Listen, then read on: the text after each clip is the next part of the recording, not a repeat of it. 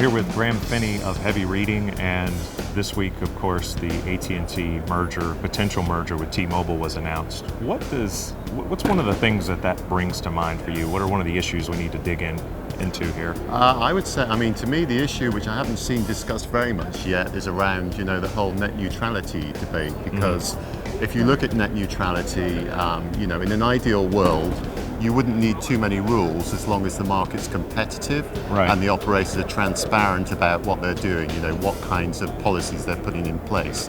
To the degree that it's less competitive, which it clearly will be if this merger is allowed to go through, it creates much bigger issues for regulators about, how they manage that net neutrality issue. And I think that's going to come through as a theme as they start to examine this deal in more detail. How much pressure is on the operator to really change the way that they communicate with consumers? Because one of the things about all these new policy management tools is they do allow for some pretty granular data, to be shared back and forth between the operator and consumer. Are we starting to see examples of that internationally, that maybe we could borrow from? There are two issues. One is the issue of discrimination amongst applications. That's more of an issue for the application providers. The other is privacy. What do you share with third parties? What kinds of information are you acquiring and using?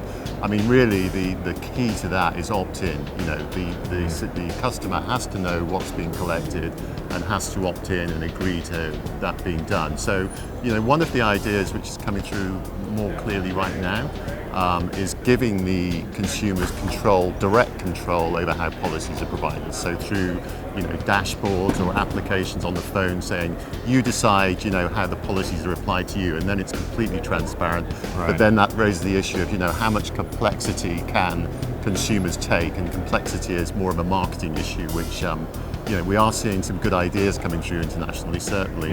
Lots of novel ideas, but it's a big question. Well, it's also a developing story, so we'll continue to watch it. Graham, thanks for your thoughts on this. My pleasure.